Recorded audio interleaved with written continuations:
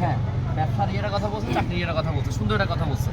এটার জন্য হচ্ছে গিয়ে যারা হচ্ছে গিয়ে প্র্যাকটিক্যালি যদি এটা জানতে চায়, আপনি 10তলা বিল্ডিং এর উপরে উঠবেন একদিন, একটা চুজ করবেন 10তলা বিল্ডিং, এটার উপরে সকালবেলা উঠবেন, আবার একবার উঠবেন একবার নামবেন, দেখবেন যে উঠতে কিন্তু খুব কষ্ট, নামতে কিন্তু অত কষ্ট নেই, নামতে একদম ইজি, জাস্ট নামতে কয়েক সেকেন্ড লাগবে। 10তলা থেকে নামতে সর্বোচ্চ 1 মিনিটও লাগবে না, কিন্তু উঠতে কিন্তু আবার 2 মিনিট 2.5 মিনিট লেগে যাবে।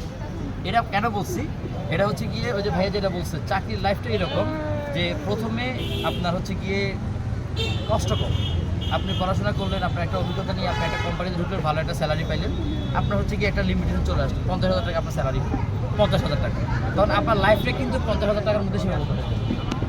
আপনি চাইলে কিন্তু 50,000 টাকা থেকে বাইরে যেতে পারবেন না। আপনার যত স্বপ্ন, যত চাহিদা, সব কিছু 50,000 টাকার মধ্যে আটকে যাবে। আপনি চিন্তা করবেন ঢাকা শহরে আপনি থাকেন, আপনার 20,000 টাকা মাসে বাসা ভাড়া আছে, 10,000 টাকা আনুষঙ্গিক খরচ আছে, আর 10,000 টাকা বিভিন্ন খরচ আছে, মাসে আপনার 10,000 টাকা থাকবে। আপনি 10,000 টাকা করে করে জমাতে জমাতে আপনার লাইফের লাস্ট পর্যন্ত গিয়া আপনি যেই একটা পজিশনে যাবেন, আর একটা ব্যবসায়ী 1 বছরে সে যদি পরিশ্রম করতে পারে, 1 বছরে ওইতে ডাবল কামাইতে পারবে। এবার বলি 50,000 টাকার মধ্যে যে আপনার এই যে জীবনটা সীমাবদ্ধ হয়ে গেল, এটা থেকে বের হতে হবে। এটা থেকে বের হওয়ার জন্য আপনাকে উদ্যোগ গ্রহণ করতে হবে, উদ্যোক্তা হইতে হবে। আমাদের দেশে এই জিনিসটারই অভাব, উদ্যোক্তা। আপনি দেখেন জাপান বলেন, চীন বলেন, চীনের প্রোডাক্ট সারা বিশ্বের এমন কোনো ঘর নাই যেখানে নাই।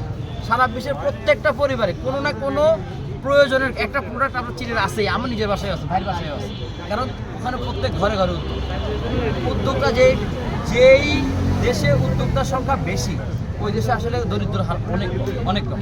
আমাদের দেশে উদ্যোক্তার সংখ্যা খুবই কম, আর আমরা উদ্যোক্তা হইতে গেলে মানুষের কথা শুনতে হয়। আমার কথাই বলি, আমাদের আলহামদুলিল্লাহ শ্যামলীতে 3টা রেস্টুরেন্ট আছে, আমি 3টা রেস্টুরেন্টের মালিক। আমি যখন এখানে বসতাম,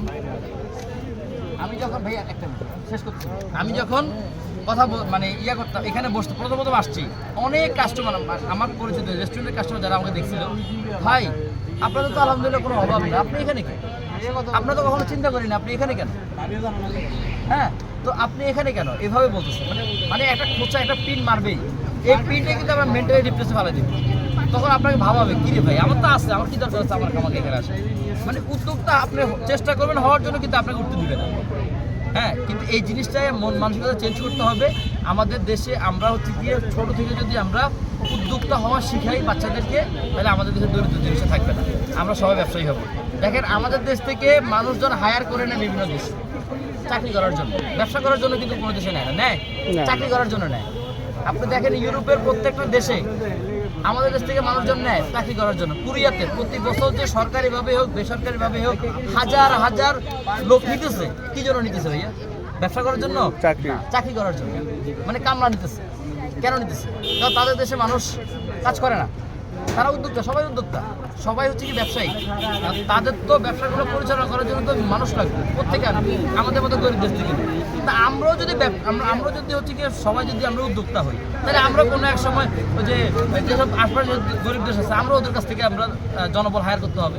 তা আমাদেরকে ওইটাই চিন্তা করতে হবে যে আমরা ভবিষ্যতে আল্লাহ যদি বাঁচায় রাখে, আগামী প্রজন্মে আমাদের প্রজন্ম কাজ করবে না, ওরা হচ্ছে গিয়ে কাজ করাবে মানুষকে দিয়ে। আমাদের মধ্যে এই মন মানসিকতা থাকতে হবে। ডক্টর মোহাম্মদ ইউনূসও কিন্তু এই কথাটাই বলে, উদ্যোক্তা, হ্যাঁ, উদ্যোক্তা সৃষ্টি করতে হবে। যে দেশে উদ্যোক্তার হাত যত বেশি, ওই দেশে দারিদ্রতার হাত তত কম।